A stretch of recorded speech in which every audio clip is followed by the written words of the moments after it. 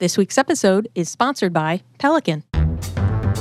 You're listening to the B&H Photography Podcast. For 50 years, B&H has been the professional source for photography, video, audio, and more. For your favorite gear, news, and reviews, visit us at bnh.com or download the B&H app to your iPhone or Android device. Now here's your host, Alan Weitz. Greetings and welcome to the B&H Photography Podcast. My name is Alan Weitz. And I'm Jill Waterman. And what would the show be if our audio engineer, Mike Weinstein, wouldn't be jumping in every once in a while with a question or two along the way? Most people's perception of prison life revolves around sensationalized news stories and Hollywood movies depicting drab, inhospitable environments well beyond our reach. In today's show, we're challenging that view in a chat with two educators who use photography as a framework for teaching visual literacy and the art of storytelling to incarcerated men. Cameras, computers, and even books are prohibited from classrooms inside lockup, which force our guests to come up with creative workarounds using the generosity of the photographic medium as a path to engage in dialogue with their students. Beyond their primary goals as educational and inspirational exercises, the end results offer wider audiences the possibility to rethink their perceptions about prison and incarceration. Before we introduce our guests, we'd like to let you in on a very exciting enhancement to the podcast distribution channels. As you may know, early this year, Google Podcasts discontinued its app and redirected subscribers to YouTube Music. B&H has a very active YouTube channel which has been entertaining, educating, and cultivating our current network of nearly 1 million subscribers since May of 2007. In light of Google Podcast demise, we've added a podcast button to the official B&H Photo Video Pro audio channel, so you now have an added choice in where you can tune in. Our current YouTube playlist includes all shows released in 2024. Please check them out and give a thumbs up to your favorites, and better yet, be among our first listeners to post a review. We'd like to think of you folks as an intrinsic part of our show, and for that reason alone, we'll be forever grateful for your engagement and support. Now back to our guests. Chantal Zakari is a New England-based interdisciplinary artist, designer, and a professor of the practice at the Museum of Fine Arts at Tufts University. Her studio practice combines varied research and artistic strategies borrowed from photography, documentary, performance, storytelling, installation, graphic design, and social interventions. Together with her partner, Mike Mandel, she has published individual and collaborative works under the imprint 18 Publications. Zakari teaches a college course as part of the Tufts University Prison Initiative, which has resulted in the book Pictures from the Outside as a collaboration with the incarcerated students. Nigel Poor is an artist and podcast host whose work explores the way people leave behind evidence of their existence. In 2011, Nigel got involved with San Quentin State Prison as a volunteer teacher for Mount Tamalpais College, formerly the Prison University Project. In 2017, she co-founded the prison-based podcast Ear Hustle, which reaches millions of listeners and has earned a Peabody Prize and a Pulitzer Prize nomination, among other awards. Her work as a visual artist has been exhibited nationally and internationally and can be found in numerous museum collections. Nigel is a professor of photography at California State University, Sacramento. She's the author of the San Quentin Project, published by Aperture, and co-author of This is Ear Hustle, Unflinching Stories of Everyday Prison Life from Crown Publishing Group. Chantal Zakari and Nigel Poor, welcome to our podcast. Thank you for having us. Thank you. Let's start with a question for Chantal. As we mentioned in the intro, you teach a college course to prison inmates as part of the Tufts University Prison Initiative. Can you give us a little background about this program and the students involved in it? Yes. I got involved with the Tufts University Prison Program, or TUPPET, very early on. I'm a professor at the School of the Museum of Fine Arts, which is the art school of Tufts University. And TUPPET brings Tufts faculty to prison to teach incarcerated individuals college-level courses. We essentially offer the same courses that are at the college campus in prison. Our incarcerated students are working towards a BA degree in civic studies. And this year we graduated our first cohort. My class is one of the 2 visual arts courses in the program. It's a hybrid book design / artist books course. I'm interested especially in introducing them to contemporary art through artist books. And in the process, I also teach them computer skills and design skills. I have a classroom library of about 50 artist books, ranging from Sophie Kahl's True Stories, Glenn Ligon's Housing in New York. I have Jim Goldberg's Rich and Poor, Chris Ware's Building Stories, and many other books. The conceptual part of the course includes analyzing these books and focusing especially on image and text relationships. I chose to teach a book course because I think it's a very accessible art form. Many of my students had not taken an art class since middle school, so I figured some might be more intimidated by a drawing class, for instance, whereas making a book is a more conceptual skill and easier to learn. I teach page layout design, some typography skills. Some students make drawings, and I have tried to incorporate photography into the book design process as well. I also teach them computer skills. We design their books using the Affinity suite on PCs. Whoa. Now, I'm going to be jumping ahead here a little bit. You have certain restrictions about what you could bring into the facilities and what you cannot. Now, books are allowed? Because I know cameras are not, and computers are not allowed. So what exactly are you allowed to bring into the class as visual aids, as teaching aids? Right. Well, books are allowed. So this library that I built were previously approved books that came into the prison actually even before the class started. But yeah, there are many, many restrictions, starting by what the instructor can and cannot bring inside. So, for example, I cannot bring my own laptop. There is no Wi-Fi in the class. So Google searches and spontaneously sharing images during class time is not possible. This is something that I do in my own classroom outside all the time. I can be very spontaneous and say, oh, let me show you, this picture or this other picture.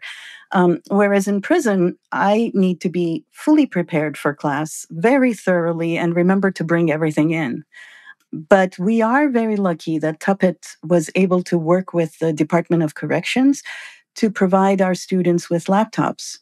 So this year we were able to get also a scanner / printer, one of those combined machines. But that has to stay in the main office and is not directly accessible to the students. So I was heavily dependent on my TAs to do all the scanning and the printing. I should say that I teach the class with 3 TAs. The main challenge really is that our time as an instructor is very limited. So I could see my students only during class time. I couldn't have office hours to provide extra help outside of the classroom, for example. And students don't have a lot of time either. So I had to be very careful about the amount of homework I would assign or what my expectations of their work outside of class would be. Because in addition to taking 3 college courses per semester, my students also had prison jobs. What's the frequency of your class? Does it meet weekly? The first time I taught the class, I chose to teach it in the month of June, and I was there every day. So that intensity was pretty amazing. The second time I taught it, it was literally once a week. So that has a completely different rhythm. Yeah, I bet. In a sense, teaching this class is not unlike going to the International Space Station or the moon. You have to have everything you need with you. And yeah, you do have support over the radio, but there's no, oh, you know what? Let me go back to the car to get what I need. There's an amazing amount of discipline, it seems, to do what you're doing. It's pretty impressive. Nigel, what about you? Can you give us some background on the Prism University project and how you became involved in that particular project? Definitely. So I'll tell you first a little bit about the project and then how I got there. I started teaching in 2011, so that's like 12 years ago, and I actually don't teach anymore. So I can tell you about my experience then, and things have changed a lot at San Quentin. But when I was teaching there, the Prison University Project, now Mount Tamalpais College, was in California the only on-site degree granting program for people in prison. There are other correspondence classes, but the Prison University Project was the only inside one. So the students could get an AA degree. And at the time, it was very restrictive, no computers. Books could come in, but everything, as Chantal is saying, has to go through a very rigorous process of being approved. I went in assuming I could bring my computer, and of course, that was not the case. So I liked what you said about it feels like you're on the moon, because once you go into the prison, yeah, it's really difficult to get out to your car. So you've got to be super organized. And, things like some pens aren't allowed in, notebooks with, the wire that holds them together at that time were not allowed in. You had to be very careful about your clothes, the colors that you wore, the fit of your clothes, the food that you bring in, the water, all of that stuff. So you had to be very regimented, and you had to take all those rules very seriously. So the Prison University Project is run by a wonderful woman named Jody Lewin, who just works so hard to make sure the education inside the prison is equal to the education that people can get outside. It's a really wonderful program. I got there because as an artist, I've been exploring, the way people find meaning in life. I started thinking about, how do you do that in prison in a really restrictive environment where you don't have choices? And I wanted to figure out how to get into a prison. But of course, you can't just knock on a door and say, I'm interested. And so I was in my studio working, and I always listen to NPR, and I heard a story about a prison in St. Petersburg in Russia, Kresty Prison, that as a way to make money, they had turned it into a tourist attraction, and you could go in and take a tour of the prison, look at people inside their cells, and end up in a gift shop where you could buy items made by the incarcerated people inside. And I thought that was so horrific. I just couldn't imagine a country that would think that was okay. And I found myself going to Russia. And so I wanted to go to St. Petersburg and not take the tour, but just see the prison. And when I got there, nobody could tell me where the prison was. It was very odd. But on my last day, when I was leaving, the train station happened to be right next to the prison. And so I walked around it. I couldn't read any of the signs because they were all in Cyrillic. But on the ground, I found all these odd cone-shaped objects that were about 6 inches long. And at the end was this little brown substance holding them down. And I mean, they were hundreds of them on the ground.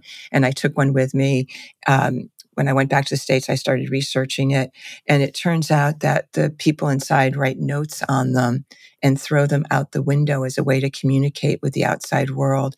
So I thought of it as this communication cone. And I felt like it was a message of, you need to find out more about prison. So I had that in my studio. And then oddly, I got a letter delivered to my house from San Quentin Prison. It was to the completely wrong address. And I delivered it to the right address. And it happened 2 more times. And it felt like another calling, sort of an obscure calling to find out more about prison. And then the third thing was I heard about the Prison University Project and that they were looking for someone to teach a history of art class. So I was like, aha, now I find this is the way I can actually get into the prison. So it took a long time. It took some odd coincidences. And then it took education to pull me in there. And once I got in and started teaching in 2011, I just never left.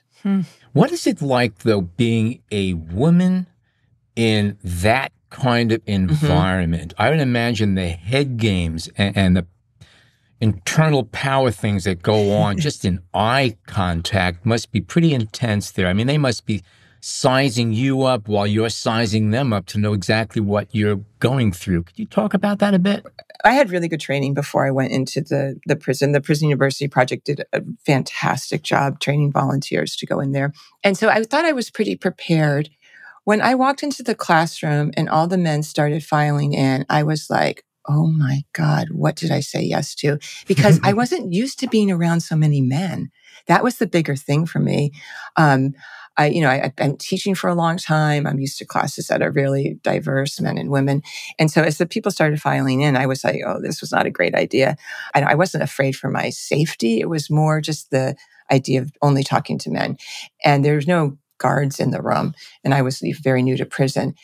And I remember this one guy walked in, he had on sunglasses and he was very gruff. He was sitting in the back of the room and I felt like he was glaring at me.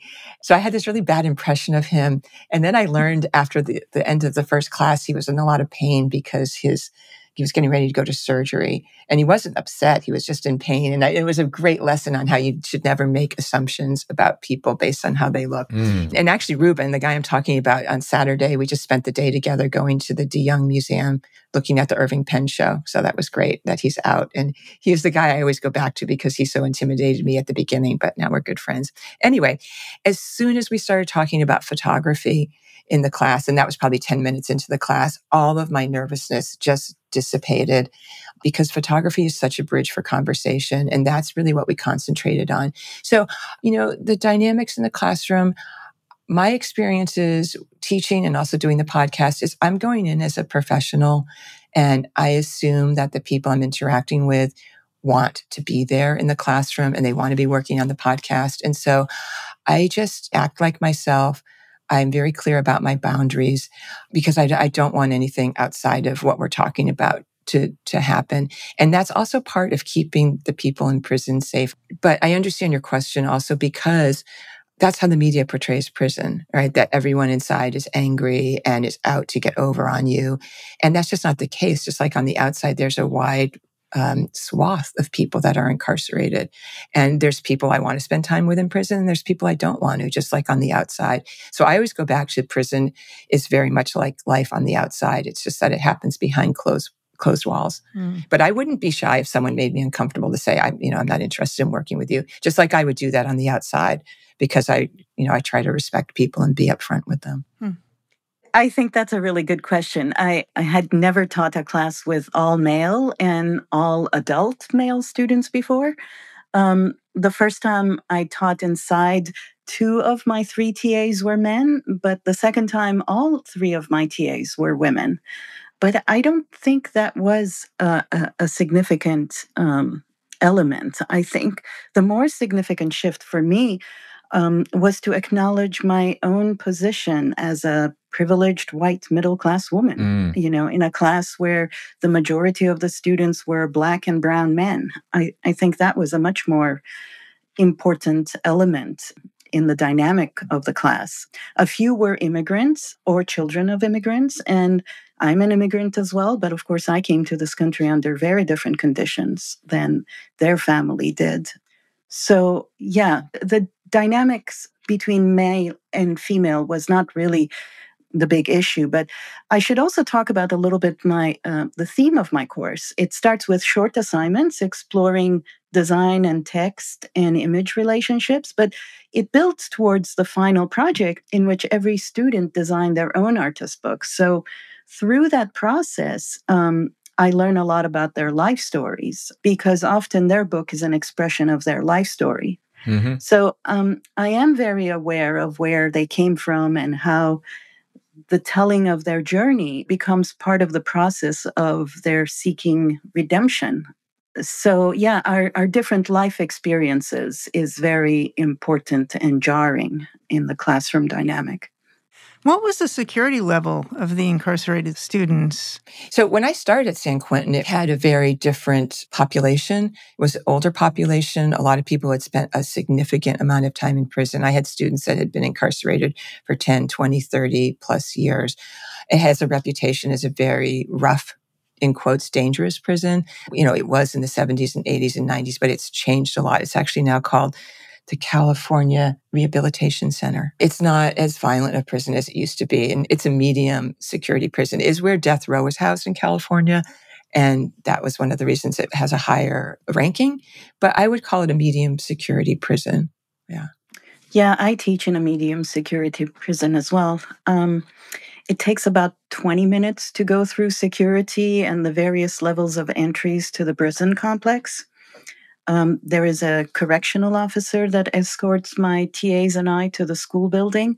And in the school building, there's usually one or two correctional officers that sit in the office at the end of the hallway.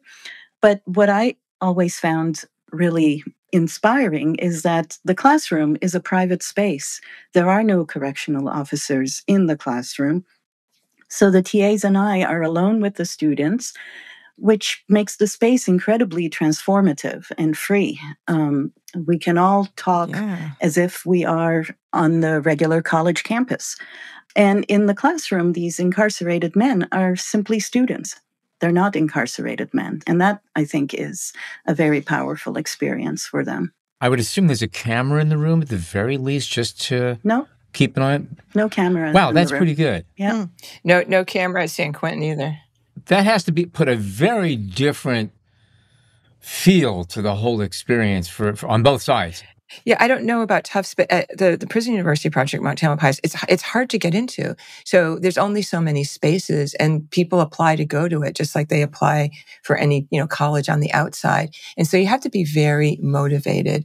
And once you get into the program, you don't want to get kicked out, just like you wouldn't want to get kicked out of a college out here. And so I think my experience was, of course, there's people that don't follow rules, but on the whole, people that got into the program took it very seriously and were super happy to be there. I never had a disciplinary issue, and I actually never saw one in there. So, it's the power of education. It means something to people. Absolutely. Same thing with Tufts as well. It's a very selective program. It's hard to get in, and there is a lot at stake for the students. So there is no behavior problems in the classroom. They're totally appreciative of being in the program. Nigel, Chantal mentioned that she works with TAs. Did you have any TAs or assistants when you were teaching? No. I was a little bit jealous when I heard that. I don't have them at my university outside of, the comparison between inside and outside. I don't get them at my university outside. And I definitely didn't get them inside. But you know what? I did co-teach with one of my professors from Sac State, and that was fantastic. To speak to the TA issue, for Tufts University, actually, that's a very important component because it's a way of bringing in the degree students into the prison and have them have that experience as well. So it's a very big part of the learning experience that both incarcerated students and non-incarcerated students are learning from that experience. But also because there is no way I could teach this class on my own. There are so many technical challenges, and many of my students have never touched a computer before. So the learning curve is very steep, and I need all the help I can get. Chantal, that's so interesting. It was so restrictive on what I could bring in. I was really relying on, I turned all my PowerPoints in, and they put them on a CD so I could play them on a television. Like the biggest technical challenge was if the television wouldn't turn on, and then everything was on paper. And at first that seemed so frustrating, but in actuality, I don't know if it made it easier, but I didn't have those challenges you have trying to get people to learn how to use computers. I mean, people had to pick up a pencil and a piece of paper and take notes. And so stripping back the technology in some ways, lessened those technical challenges that you're speaking to. And of course, it's wonderful that students in your class are getting to learn computers. It's fantastic. Well, learning computer is really exciting for them because, it's part of becoming up to date with contemporary life. And many of them were not coming from privileged backgrounds. So even before they got into prison, they didn't have access to computers.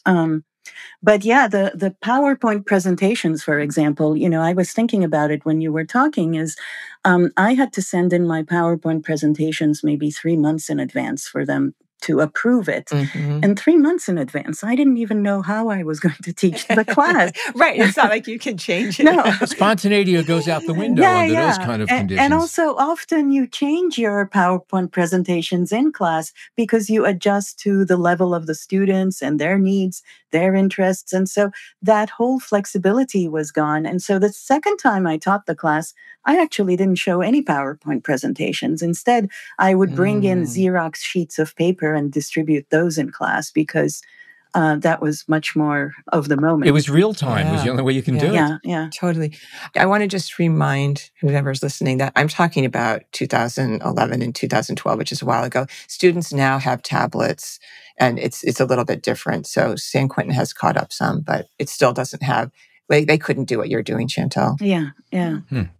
Now, since both of you didn't have access to cameras, and I'm assuming you still don't, both of you approached teaching about photography by working with words. Now, assuming your students had little to no formal training in photography, did your teaching include explanations of photographic terms like depth of field, focal plane, shutters, and shutter speed, motion? I mean, how did you approach all that? And were they able to grasp all these things fairly easily?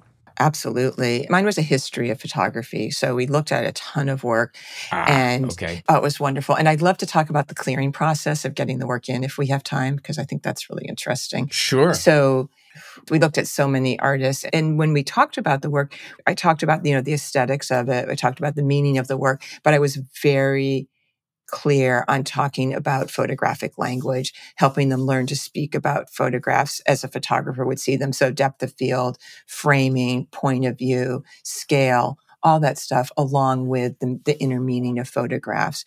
And so they grasped it really quickly. And I came up with assignments that required them to think photographically.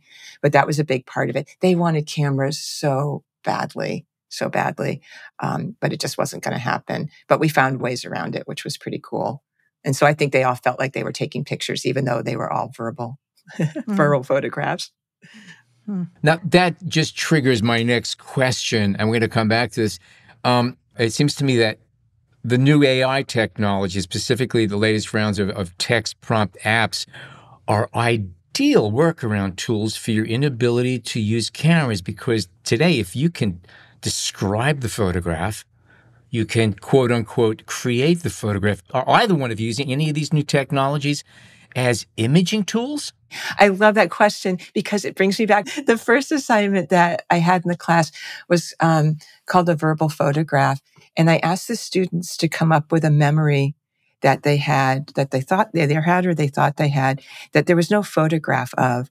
And I asked them to describe it in photographic terms. So to use, as you said, like point of view, depth of field, color, scale, and to imagine that they were holding that memory in the palm of their hand and it was a photograph. And as they were looking at it, to write about it. And so through their imagination and their desire to live in a memory, they were able to so fully express what that photograph would look like, that when they read them in class, we all agreed that we could see that photograph in front of our eyes. It was so beautiful and emotional. And so I love that you thought about AI and we were able to do it without. So point to imagination and pen and paper. That's great. So Chantal, do you have any thoughts about AI? Well, not about AI. I want to go back for a minute and talk about not having access to cameras and teaching photography. So my class was not a photo class. It was an artist book class. But of course, we were using photographs and images, and some of the students were drawing images, but I wanted to bring in the discussion of photography into the process. So I approached photography from a conceptual standpoint. I became their photographer for the descriptions they would come up with. I came up with a collaborative project. I asked them if there was a picture from the outside they would like to have. The choice of the place, the building, the street corner carried a lot of meaning, as it was a place they most longed to see after years of incarceration, right? I asked them to art direct me by telling me exactly how to make the photograph. So some drew diagrams, other wrote brief descriptions. And then I brought back the black and white laser prints with 4 or 5 or 6 variations, kind of a sort of proof sheet, and asked them to choose the best one. So this gave us the opportunity to talk about picture editing, the photograph's perspectives, the framing, light, the particular language of a photograph and how that defines the meaning of a photograph. And once they made their choice, then I asked them to write a response to the photo. And this could be autobiographical or fiction. One student wrote a childhood memory, another a mythical story, another one a social analysis. So their responses varied in style. And then we put the text and the photographs together into a book. Right. That description and what I was talking about brings up a topic that I think is so important when you are working in a prison, and that is the prison workaround. You always have to find ways to do things that you could do easily on the outside that you can't do inside. And I think both of these are examples of that with a little bit of ingenuity, and there's always a workaround to come out with something really beautiful and emotional. And that's one of the pleasures of working in a prison, is that you've got to really rely on your imagination and your ability to hit a road bump and find a way around it. Right. I was thinking a lot about Sophie Kahl's Blind Project, Definitely. where she asked blind individuals to describe an image, or she made an image based on their request. So in my case, my students sent me to their childhood home or their high schools, places they felt safe and valued. So the photograph represented a time of innocence. One of my students, CV, wanted me to shoot his childhood home from the perspective of when he would come back home from school. And I remember when I brought back CV's photo, he got very emotional. This was the first time he was seeing the house since his incarceration more than 20 years ago. And the accompanying text that he wrote is full of longing. Mm-hmm. Another student, CM, for example, asked for the back entrance of the courthouse. And in his request, he wrote, "This is where the inmates enter the building." So for him, this is the door where he went in as an individual and came out redefined as an incarcerated man. So in class, we talked a lot about the meaning behind these photographs and why they chose the space and how it was photographed and the significance of making this image. Amazing. So Chantal, the request that you gave to the incarcerated men, asking them where they wanted you to take a picture, that gave you a huge amount of work. What was your process like? And how long did that take you to make all the pictures? Yeah, it was a lot of driving. I gave them a limit of 3-hour driving distance from the prison. That was my limit. I wasn't going to drive 18 hours or take the plane to go anywhere. So it was really a 3-hour driving distance around the prison, because I wanted to be able to make the photos and bring them back before the end of the course. So there was a practical reason for that. One interesting aspect of this process was that many of my students were from the same towns and neighborhoods. So many incarcerated individuals come from neighborhoods that have been chronically underserved, with less educational resources and fewer employment opportunities. So I wasn't really traveling all over the place. I was going to the same spots or similar places. And as I was traveling to these spots, I was also very aware of the segregation within cities. In one case, for example, I was only blocks away from the school where I teach. But in my 25 years of teaching there, I had never had a reason to travel, 4 blocks south into the adjacent neighborhoods, where I was now, standing in a playground and making a photograph.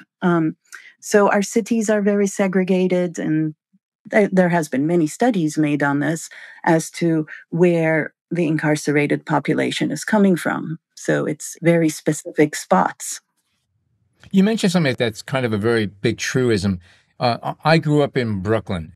Every 3 blocks was a totally different neighborhood. Mm-hmm.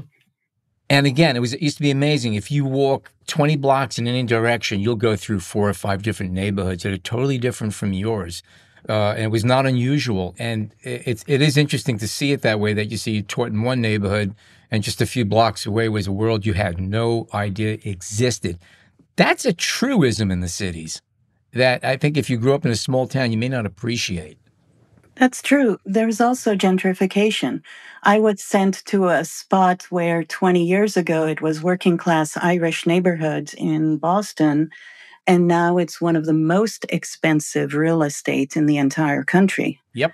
And so I was photographing, a staircase between 2 streets that were on a hill, but I was surrounded with SUV Lexus cars, very expensive cars. So the whole neighborhood obviously had changed. What was the reaction of the inmate to seeing that picture? He was aware of the change because he was in touch with his friends and family. And I didn't photograph really the surrounding area. He gave me very specific directions as to how to photograph the staircase going up, and he wanted me to photograph it at night. So, there was a magical lighting in the photo. But I was aware that this was not the neighborhoods where he had grew up. Were there any places that would no longer existed? Somebody said, like, here's what I'm looking for, and it was just gone? It wasn't there anymore? Yeah, actually, KW sent me to a place. He drew a diagram with all the names of the streets around the park he wanted me to photograph. The street names were correct, but not their placement.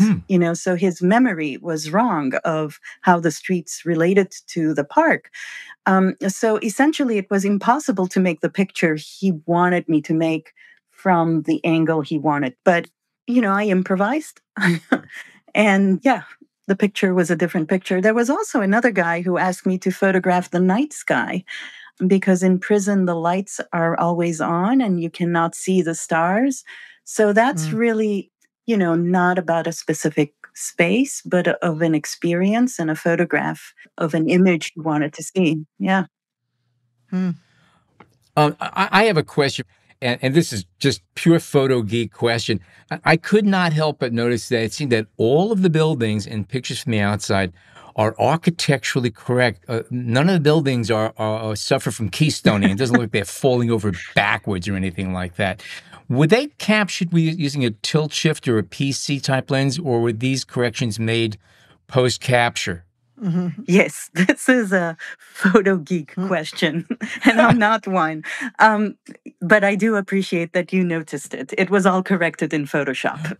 Okay. Yeah, so this was not a large format camera. In fact, I should say, I shot these pictures with 3 different cameras. First, in 2021, I had my old digital camera, which was good, but not great. Then in 2022, I got a newer and better camera, so I went back and rephotographed a lot of them. And then this is going to sound totally clumsy on my part, but once I traveled 3 hours to find out that my batteries were dead and I had no way to charge. So one of my most favorite photo in the book was shot with my iPhone. Yep. And when I went back in again, I couldn't really make the same pictures because this is the picture where there are all sorts of, decorative paraphernalia around, and it wasn't gay pride parade anymore. And so the flags were gone. And so I was really stuck with my iPhone picture. Nothing wrong with that. You don't have to apologize for iPhone pictures anymore. What were the digital cameras that you were using? I should have written this down. I knew you were going to ask me that question. I think we have a Canon. I share my camera with my husband. I'm not really a photographer. I use photography. So I can't say I'm that interested in the technical aspects of making a picture. Although, I do long exposures and I photographed a lot of these images at dusk. I was very aware of the elements of photography. But, I'm not the person that goes and gets the most expensive camera. That's not my need. So to pick up on that point, so since you're not a quote unquote photographer, you use photography, and I appreciate all of that stuff, and it's nothing to be apologized for. Who told you about Keystone? I picked up on it because if the pictures all look like they were falling over backward, that distracts from me. It takes away from the experience of it, where by correcting it, now I'm looking at what you actually set out to illustrate. You're not adding these distractions, these distortions to it.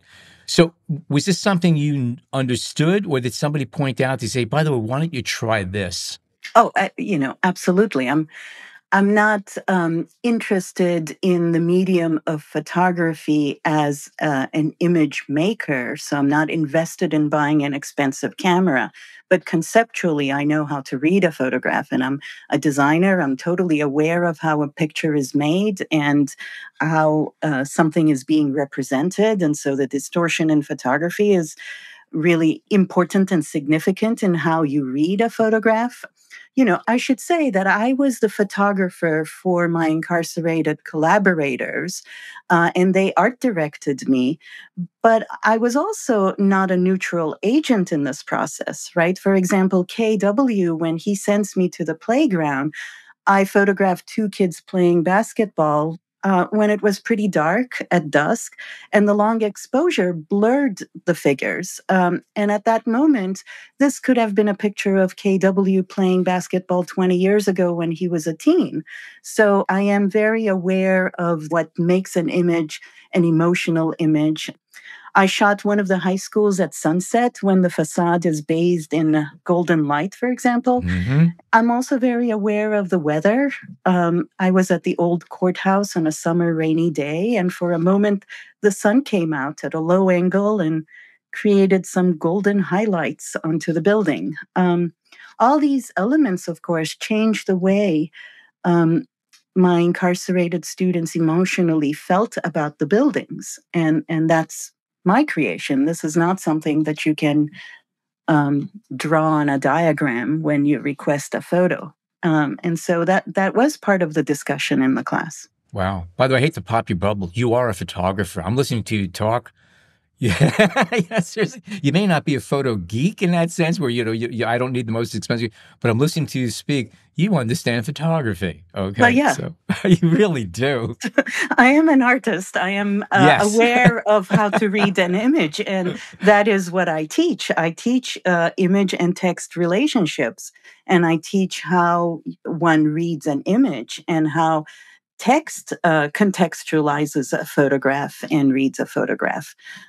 So it depends on how you define what is a photographer. I don't even think of myself as somebody who's interested in the technical aspects of a camera. So, for example, the person who asked me to photograph the night sky, I thought, oh boy, how do I do that? Because that's really a technical challenge. And Jill, I know you're interested in photographing night skies. Yeah. I actually had to call a friend of mine who is incredibly skillful in understanding the camera. And I learned that to photograph the stars, you do not set your lens at infinity. It's a little short of infinity if you want the stars to be focused. So, that's the kind of knowledge that I was never really that interested in acquiring.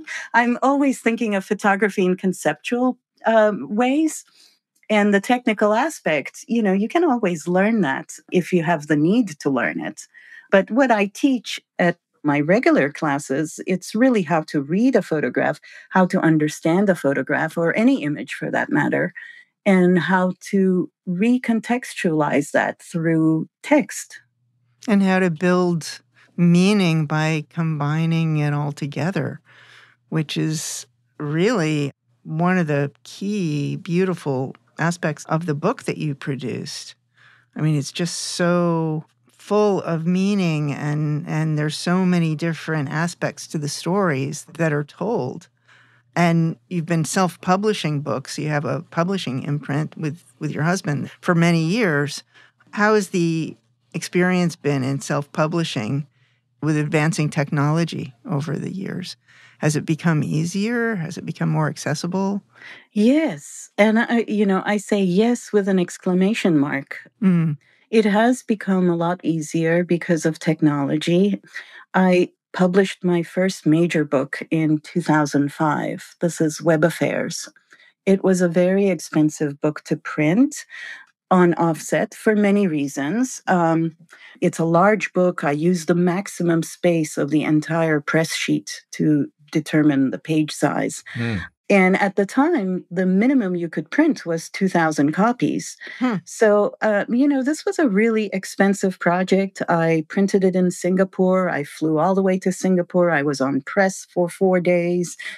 And yet it was still cheaper for me to print and publish it myself than if I was going to a publisher. Pictures from the Outside is a smaller book because I wanted it to be more intimate as an object. And I only printed 500 copies because today you can actually print a lot less. Many printers will say you can print 5 copies if you want to, but it's going to be more money per copy. Right. But they do give you the option of printing 500 copies. Printing is slightly cheaper, but paper cost is up, labor is up, and that's a good thing, of course. You don't want to cheat the laborers out of their work and their time. But most importantly, you have more options for cover, binding, paper quality, and that is more affordable. So there are many options now for a book artist publisher to choose their platform. And that's a whole other episode we could be talking about. Exactly. Let's add that one to the list.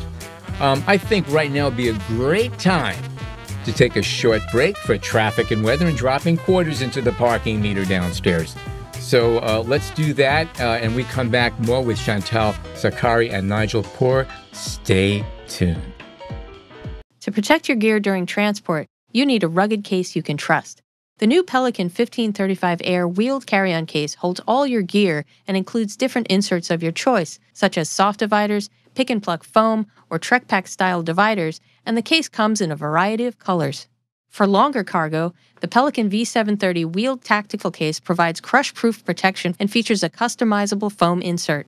The V730 comes in multiple colors designed to blend into outdoor and hunting environments. Head on over to bnh.com to find the perfect Pelican case for all your gear, or use the link in our podcast show notes. Okay, we are back with Chantal, Zakari, and Nigel Poor and prison photography. Nigel, I have a question for you. When planning for your photo history lectures at San Quentin, you learned that you couldn't bring your computer inside to show PowerPoints, and you had to use a TV instead, which meant you had to totally redesign your materials and your teaching process. Did developing these kinds of workarounds for familiar methods result in any epiphanies or new ideas? Well, can I go back a little bit and talk about some of the other restrictions? Oh, please, sure, yeah. So they'd never taught a history of photography class inside the prison before. And in fact, I think prisons in general are very fearful of imagery photography because of the power of it. And so when I talked with Jody Lewin, the executive director of the Prison University Project, and told her about the class I wanted to teach, she said, I'm going to do anything to make this happen. And so the first step was to actually meet with the administration to get permission to teach a history of photography class.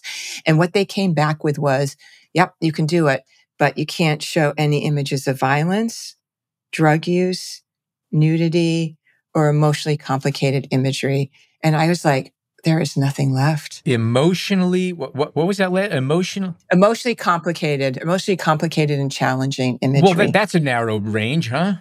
Yeah, exactly. And so I was like, okay, maybe there's some landscape work I could show. I was like, there ain't much left, my friends. And so to Jody's immense credit, she just pushed back and she said, okay, let's set up a meeting to talk about this. So she set up a meeting for me to meet with the warden and the undersecretary of the California Department of Corrections to talk about why this was an important class to teach. And so I put together a lecture to share with them with a sampling of a lot of the work I wanted to show. I was sitting in the room waiting for them. These three huge guys walked in. I was so intimidated. They looked so uninterested in me or photography or, anything. They were just like, if you came up with a stereotypical idea of what you think people who work at prison look like, they were these three guys. So we started talking about photography. We were supposed to meet for 30 minutes. We met for 3 hours. I walked through my whole class. I showed them images, talked about the importance of photography. They loved it. At the end, they wanted to take the class. And I became kind of close with all of these guys. The only work that was denied that I wanted to show was Sally Mann and Nick Nixon's work of their children with they, unclothed. And so it was an amazing example to me of how much conversation matters and that you have these assumptions about people. You think they're not going to be able to reach them. And if you just sit down and talk, you can. And photography was really the bridge to us connecting. So that helped with the imagery that I could bring in, but they didn't budge on the computer stuff. So I had to take all of my lectures and, as Chantal was saying, once you get them cleared, you can't change stuff. So that was the beginning of walking in to the restriction of what prison was going to be like But again, it was the conversation that opened up the possibility of sharing really dynamic and challenging work with the guys inside, and they were better for it. It's really funny, and I quoted this one a lot. One of my teachers back in the school days, always said, "Don't complain when you have limitations, because once you know what you can't do, everything else is possible." So you have to kind of keep that in your head, It's so true. Oh, I think you were asking me if it's changed how I teach. Yeah. Yeah, go Maybe that was sure. part of the And if question. I didn't, Yeah. go with it anyway. It's a great question. Yeah, because I brought that back. I mean, I've been teaching for a long time at a university, and I do have students that are challenging at my university who don't particularly want to be there. And I think, I've got a lot of fantastic students too. But one of the things I've learned in teaching in prison was it reminded me that learning is an incredible experience and it's such a gift. And if you're an adult going to school, you can make that choice for yourself if you want to accept that gift or not. And so I've gotten more to the attitude where if you want to be here, I am 100% here for you as a teacher. I will do everything I can. And I will do my best to convince you this matters. But I'll also respect you. If you don't want to be here, find out what you do want to do in life. That is your challenge, is to find out what's going to excite you. But talking to students about limitations and the gift of the limitation is something I've really brought into the classroom. And that is definitely based on my experience in prison. And that you as an individual have the power to read a photograph and take what it has to offer and internalize it no matter where you are. If you're, at a 4-year state school, if you're at a fancy private school, if you're taking classes in prison, the photograph will offer you the same thing. And it's a kind of emotional and imaginative freedom. That's just fantastic. So I get very excited about that no matter where I'm teaching. But I loved in prison seeing how excited the men got about talking about photographs. It was very cool. And Nigel, your approach to combining photography and writing in teaching was to make copies from well-known photos by photographers like Stephen Shore, William Eggleston, Lee Friedlander. And then you asked the students to annotate and tell stories about the photograph that you gave them, yes, which you referred to as image mapping. How did you decide which images to use? And can you speak about this a little bit? Yes, definitely. So we were a little bit into the semester when we started doing that project, the mapping. And so I picked artists, some that they had really responded to, or the kind of work they really responded to. So portraiture, landscape, images that seemed open to interpretation. I stayed away from any images about prison, any images about confinement. So something that really gave a window to walk into and experience something. That's how I selected. And I tried to have a breadth of images from different decades and stuff that I love. I didn't dismiss my own interest in photography in any of the projects I work on. So I also selected images that I found expansive and challenging. To add to that, when I gave the images to the guys, they knew the artist's name and that's it. And I didn't want them to know a lot. I wanted them to really bring their experience of the photograph to the assignment. And the assignment was that they would, I think they got the image for about 2 weeks. They could bring it back to their housing unit. And on one side, they would map it and just write on the photograph, diagram it out. And then from their understanding of the image, they would take that mapping and write a narrative based on what they saw in the photograph. And I've always, with any student, talked about how looking at a photograph and discussing it is an autobiographical experience because you can't help but bring your own experience to the understanding of that photograph. And that's what keeps the photograph a live document because it changes depending on who's looking at it, who's discussing it, and what experience they bring to the image. To continue on that, were there any particular photographers, any kind of subject matter, or any kind of image attributes that seem to generate more interest from your students? Yes. Okay. I would love you to guess who you think the most loved photographer was I showed in that class. Oh, God, I'm going to say Lee Friedlander. But maybe I'm going by my own judgments. Yeah, Lee Friedlander was up there, especially the pictures that he took in his car where there's all the different frames within frames. They love that. Lee Friedlander was good. Anyone else want to guess before I have this big reveal? Eggleston was loved as well.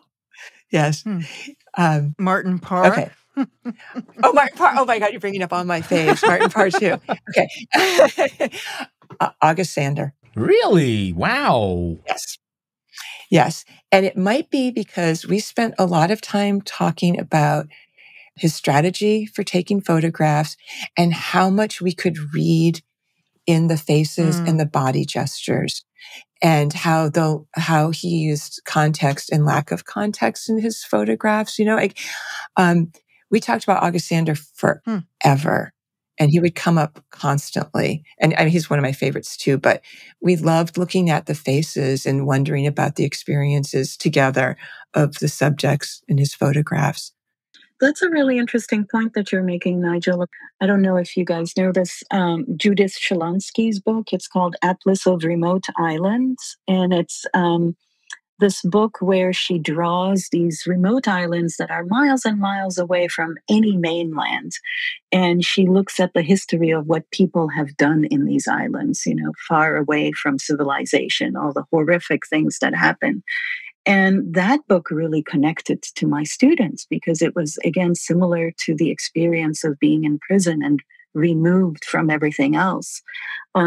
Another book that they loved was Jim Goldberg's Rich and Poor. Mm-hmm. They really understood the idea of being objectified for the camera because, they were very aware of how they were being represented by the media once they got incarcerated, and the articles that came out in the newspaper about who they are. And so the power of the person being photographed, being able to write about the photograph and how they have been represented was really interesting to them.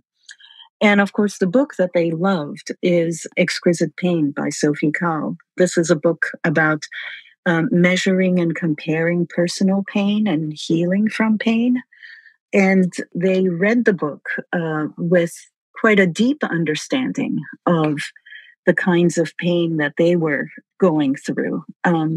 There's another book, which is Myra Coleman's Pursuit of Happiness. And that's about American democracy and the founding fathers and Obama's election. In fact, originally she published this as 12 articles in the New York Times once a month. They approached this book from their own understanding of what it means to have the presidential election and American democracy and their lack of access to what the founding fathers were aspiring to. Wow. Nigel, during your second year of teaching at San Quentin, you gained access to an archive of historic 4x5 negatives that were made inside the prison from about 1930s to the 70s. And my guess is they were taken with a speed graphic or a similar handheld press camera. And many of these images go well beyond the run-of-the-mill documentation. Do you have any idea if they were taken by a single individual or more than one photographer? Because it is a powerful body of work. Isn't it amazing? The men I worked with on that project could not get enough of those images. And of course, they were all prison images. And I have thoughts on that. But I don't know. That's one of the mysteries of the archive. A lot of them were purported to be taken by correctional officers. I've only found a couple pictures of people with the cameras. And there were speed graphics, but there were also other, maybe monorail, but maybe more like Deerdorf type cameras, like serious 4x5 cameras, And what's stunning is some of them are so beautifully organized, right? It feels like they do go way beyond documentation. But the premise of all those photographs was to document cases of crimes that were committed inside the prison, or to document what was happening as proof that something did or didn't happen. And so a lot of them are very gruesome and violent, but there's also just delightful images in there of family visits, people getting married. They run the gamut. Because of the years that it spans, they must have been multiple photographers. And I'm sure there were some incarcerated people that were trained to take photographs as well. But it's a stunning collection of imagery. There's images that I can barely look at, and there's some that are just, the sweetness of them is just seared in my heart, And then once you gained access to this archive, you made copies and brought them in and started working with those images with the prisoners. Yeah. So I've been going in there for a few years, and this was not part of a class. I had stopped teaching at this point. I was doing other volunteer work inside the prison. And I put out a call, and about 12 guys wanted to work on the project. So we made our own kind of class. We met on a regular basis. I got permission to bring copies of the photographs in. We would sit around, talk about them the way we did in my history of photography class, just what we saw in the images, what we thought the inner meaning was. And then guys would select photographs that they wanted to work with.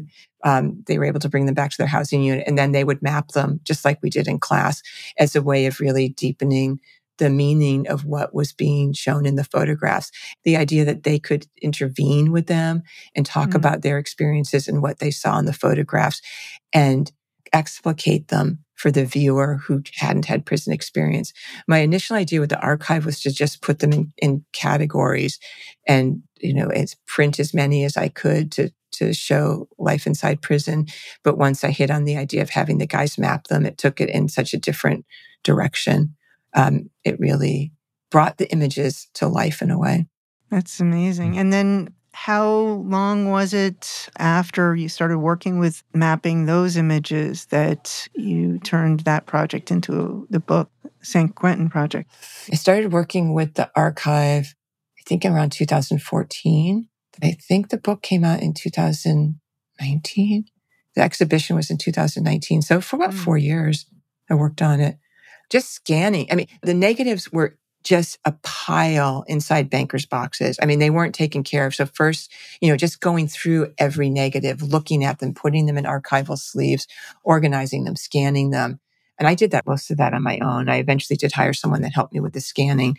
But, I like work that takes a lot of labor. So, but that part was huge, just going through it. I think I ultimately had 2 bankers' boxes. I mean, thousands and thousands of negatives that I've gone through, looked at, scanned, and organized. Wow. Yeah. And I imagine that these archives exist at prisons across the country. I don't think San Quentin was unique. I assume that was what was happening everywhere. So there must be these archives, all across California, all across the country. Unfortunately, the only ones that were done with 35, and they're not very good negatives, are photographs of a basketball game being played on donkeys. Is there any other way? Yeah. So there's weird things like that you find. Yeah. So how did Aperture get connected as the publisher? Yeah, good question. I was working with Lisa Sutcliffe at the Milwaukee Art Museum, and that's where the show opened. And I think she helped me start the conversation with Aperture. Yeah, along with the exhibit. So the exhibit was at the Milwaukee Art Museum and the Berkeley Museum of Art. Yeah. And one of the things that was really cool was some of the guys I had worked with inside had gotten out at that point. So they were able to come see their work up in the museum, which was wonderful, and be part of the programming that we did around the exhibit and the book. It was fabulous. And then there's your podcast, Ear Hustle. At what point did you come up with the idea to do a podcast? And how much of a challenge was that to get approved? It was insane. October 5th, 2015, that date I know, is when I came up with the idea. After I stopped teaching, I started volunteering down in the media lab. And I really just wanted to do more storytelling inside prison, find collaborative projects to work on. And I started a radio program, even though I didn't have background in audio, with some guys in there. And I did that for a while, and we worked with a public radio station in the Bay Area, but it was kind of newsy. It's not newsy, but short stories. And I really wanted to do long form storytelling and something more from the perspective of an artist. And while I was working on the radio project, I met Earlonne Woods, who's now my working partner.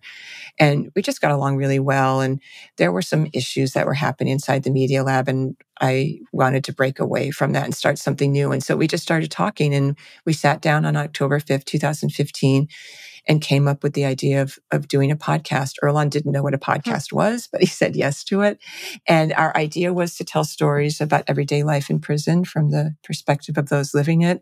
And our big dream was to play it inside San Quentin on the closed TV station there, and then play it on all of the stations, the 34 prisons inside California. That was the dream.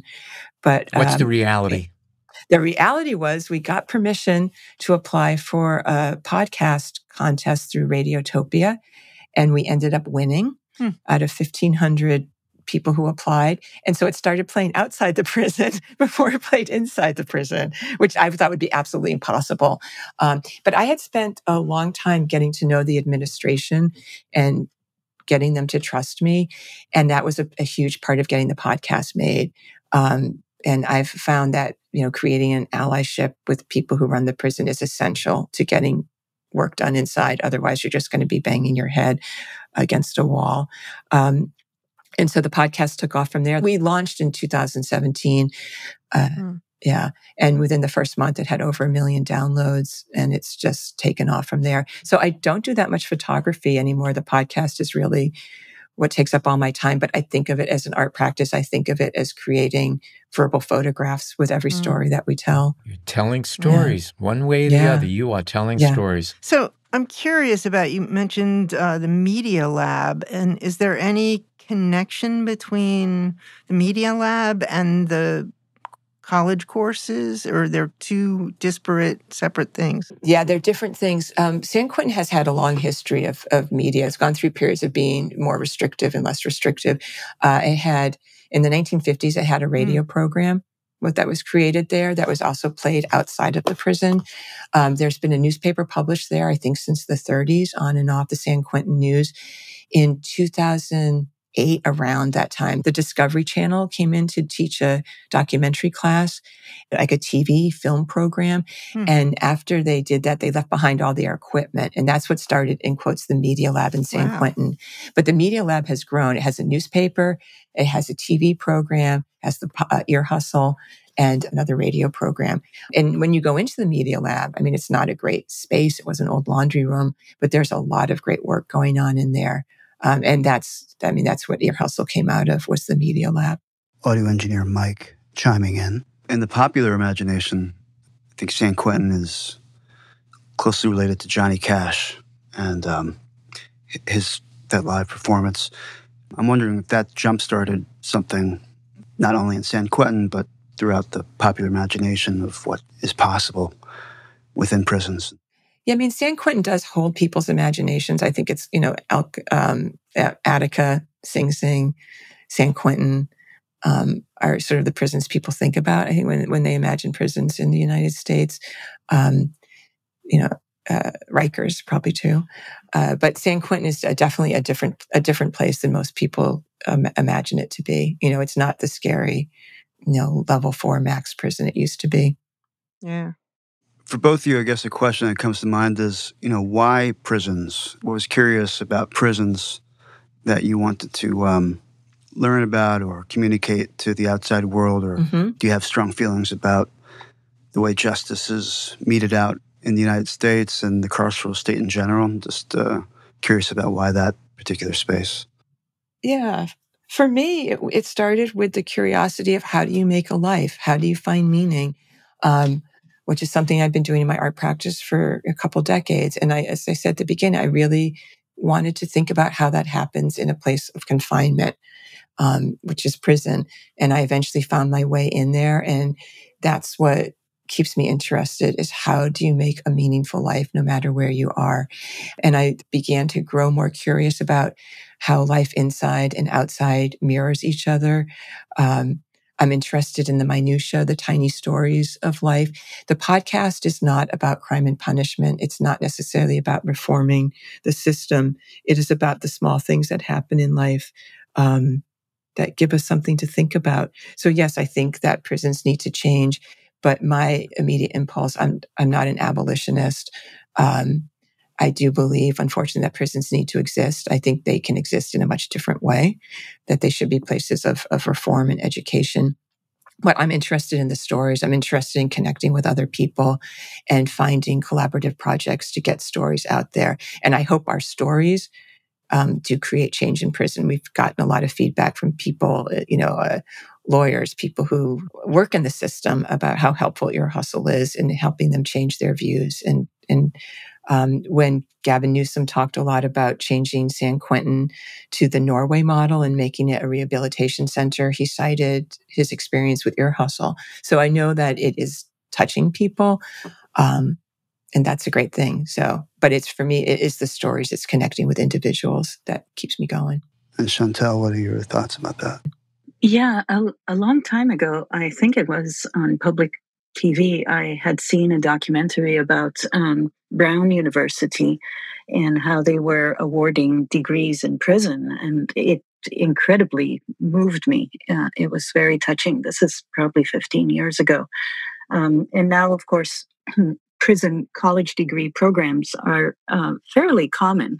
So for me, it's about equity in education, right? Like higher education is such an expensive project that bringing that equity to every group of people is really important. I am not an abolitionist. I don't define myself as an abolitionist, but I do believe in prison reform. Prisons need to change. Many of my incarcerated students had been through some pretty challenging situations. They had been in solitary confinement, prison abuse, severe punishment, and they survived the harshness of prison life before arriving to my classroom, to our program. Also, being incarcerated is incredibly boring.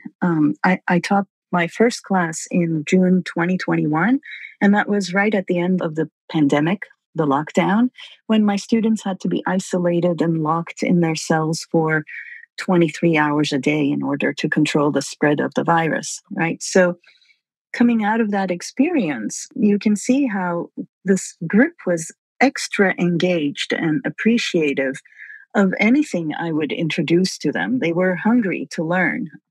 One story I like to tell is the first time I talked about typography and introduced them to type families. One guy came back to class the next day and told me he laid in bed in his cell all night thinking about fonts. And, we all laughed because I love that. it's incredibly funny, of course. But it speaks to how hungry they are to intellectual stimulation. I mentioned earlier that in class I have a library of about 50 books, and some are pretty long books. Like I have Brother Blue by Warren Lehrer, or J.J. Abrams and Doug Dorst's book, Bill Burke's Minefields. So my students would check out a book a day, and they would come back the next day having read the entire text. They would stay up all night to read and look at these books. But it's extremely satisfying to teach in prison. So my students are actually earning a BA degree in civic studies. Many of them are going to come up for parole, and some of them are out and are employed. And when they look for employment opportunities, they're very much interested in social services and helping formerly incarcerated people, or helping students, youth that are at risk.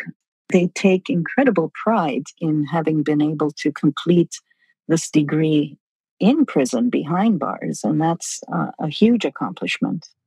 One final question that I have, and that is, we've been talking just now about how these classes might be and the changing the way prisons operate and attitudes. Now, you also have graduates who have since left the prisons, and you're still in touch with them. How have these programs affected them? What are they taking with them? What have they gained from this that they're now utilizing as tools to survive in the outside world? I will say one thing, my student, Ruben Ramirez, Yeah, who I'm in touch with, and this almost makes me cry. After taking the class, he told me he could see fascination everywhere. And I think that's the most beautiful and in some ways simple statement of realizing your own capability, that you can now see fascination everywhere. And what I hope with the work that I do, both with photography and the podcast, is that it is a way of people seeing their possibility, their own creativity. Because when you see that, that is a way of saying, I matter. What I see and what I feel matters. And that is a powerful tool to go on and do other things. I can't tell you that it's gotten them a job, although it has gotten jobs for some people. But I think the ability to feel like you have a right to be heard and seen affects everything in your life. I see a lot of guys that have gotten out of San Quentin. I mean, dozens and dozens. And on the whole, a lot of them are doing really well. Yeah, I mean, of course there's challenges, and of course there's guys who aren't doing well, but you know, it's like people getting out of any school. I've got students that have graduated from my university that are doing great, and ones that aren't. I think it's it's very similar that way, and there are other problems. Obviously, formerly incarcerated people are dealing with, but I've seen a very high success rate in the guys that I've worked with. But I don't want to put a false sense out there. Of course, there are horrible challenges. And I think it depends, regionally where you get out to. If you get out in a place like the Bay, there's more options. If you get out of prison, in small towns where it's really stigmatized. Your options are narrower. Are limited, are narrower. Yeah. What I've noticed, I find that there's less stigma, at least in the world that I move in with formerly incarcerated people. There's less stigma about having been incarcerated, I think, than there used to be. And what about the books that both of you have released? How have those been received in the wider world? Has it spawned discussion about more opportunities for inmates? Well, I can talk about the fact that the work I did was primarily a classroom assignment. And I was not thinking of a bigger audience. I wanted students to have the experience of conceptualizing an artist book and to use photography along with text and diagrams. So this was an opportunity to collaborate, to work on a participatory artwork, and also for me to gift them a photograph. That was the initial impetus for the project. Um, the publishing of the book and the audience for the book was always secondary. I wasn't interested, and I'm still not interested in making a didactic piece. So I hope that this book is more about the stories and the connection or lack of connection to a space, and using these spaces as a way to create a portrait of the incarcerated man. It's an artist book, so it's a limited edition. Right. Yeah, unlike other projects, the aim was not really to publish a book and have something out that was going to change the world, right? These are small incremental changes. If you read and see the images in the book and you can think about the humanity of my collaborators, to me, that's a successful project. Right, exactly. And it means the world to them, I'm sure, to have their work published. Yeah, I think they're proud of it too. And Nigel, what about your book? I don't know. I mean, I think it gets used in a lot of educational settings, which I love. Aperture, they have a free curriculum on their website, and they're using the assignments on that, which is great. When it came out, I gave a lot of talks about it, and I enjoyed the conversations around it. I don't know if it made a huge, I really don't know. I like change that I can feel with my hand. Do you know what I mean? Like I can touch. And so I think the conversations around it have been really wonderful. The men that participated in it that I'm still in touch with got a lot out of doing it. I refer back to it a lot. The strategy of getting people to map photographs is something that I still use and think about. So in that way, I think it's touched people. I think the podcast has a far larger reach than any publication I can do. So that's really where I see the tendrils of it reaching out further than a book. Wow, this has been a fascinating discussion and a lot more varied than I thought it was going to be, which is always a lot of fun. Chantal, what are you currently working on? Do you have any projects in the works, upcoming events you could tell us about? Well, there are several projects. I mean, I just finished this one and I had an exhibit, so there might be more exhibits in the future showing these photographs.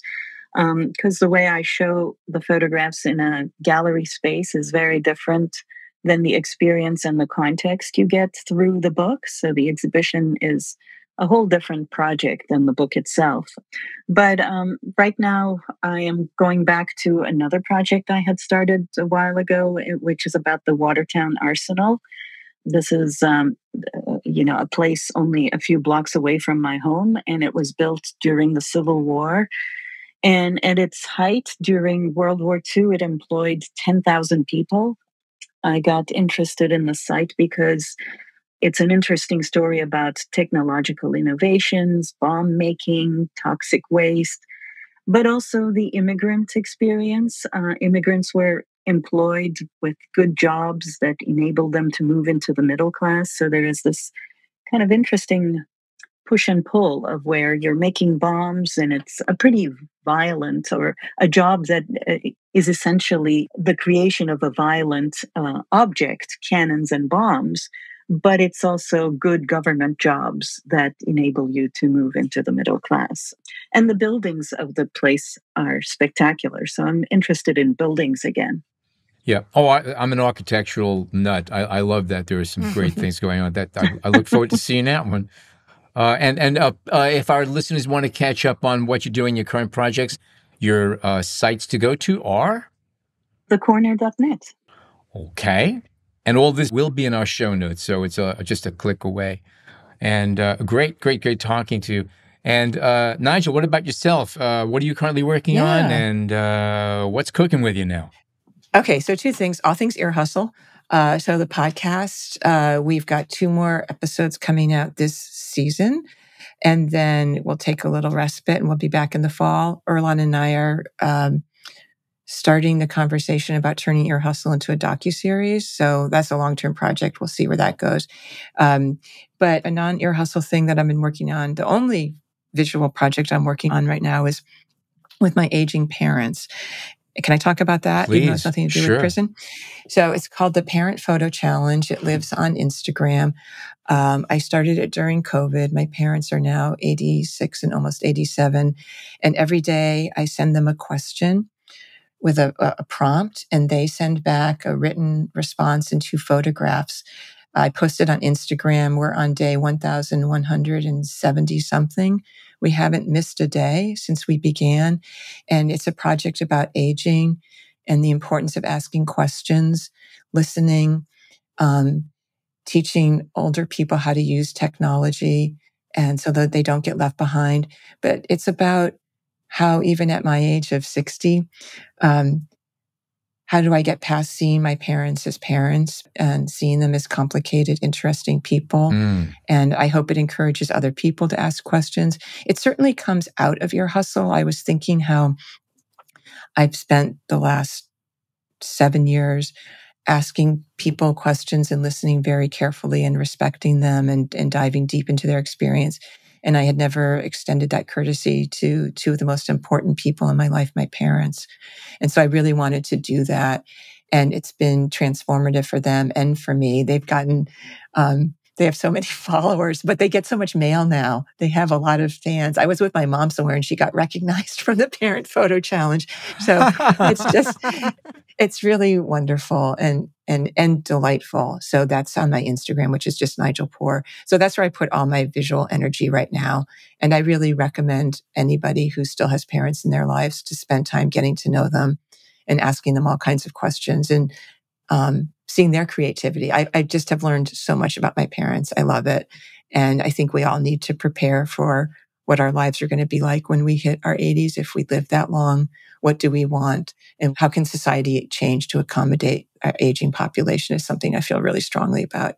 So that's what I'm working on. Wow. Having gone through that experience of I call it escorting aging parents. And I know, Jill, you've gone through this too. Very, very powerful thing to do. And I'm going to be digging into this. I'd like to catch up, see where they've been and where they're going, and I want to follow that. So that's a great takeaway and a wonderful project. I'm gonna fall into this one. That's a great one. Hey, yes. Wow. Well, it's also funny. There's funny things in it too. Oh, I'm sure, because even in the midst of all that, aging, even though there's nothing funny about aging, okay? But there are humorous things that do come up that every once in a while you could just look at something and you just chuckle, even though this is horrible, but it's funny. I could bring this back to prison in that, when I started going into prison, and I think a lot of people feel this way, that prison is one note. Everybody's angry, whatever. When you go into a prison, you realize people are as complicated in there as they are outside. It is the same with aging. People are who they are, and they've got all kinds of stories to tell. Difficult ones, funny ones, charming ones, surprising ones. Like we just have to remember to not assume people are one way, I guess, is Bingo. the takeaway for me. That's it. That's it. Great truth. Thank you both for joining us today. Wonderful, wonderful conversation, and to be continued. Thanks, Jill and Ellen. Thank you. It was really fun. Yeah, thank you both. Thanks so much for joining us today, the both of you. Now, if you are a fan of the show, but not yet a subscriber, head on over to Apple Podcasts, Spotify, or wherever you get your podcast and click subscribe. You can also find us on the Explorer blog, where we post photos from our guests along with our show notes. And please join us on Facebook at the B&H Photography Podcast Group, where you can share your favorite photos and comments about the show. I'm your host, Alan Weitz. Jill Waterman is our creative producer. Episodes are recorded, mixed, and edited by technical producer Mike Weinstein. Our executive producer is Bjorn Peterson, and our editorial director is Sean Steiner. And on behalf of all of us, thank you oh so much for tuning in today. Thanks to Pelican for sponsoring this week's episode.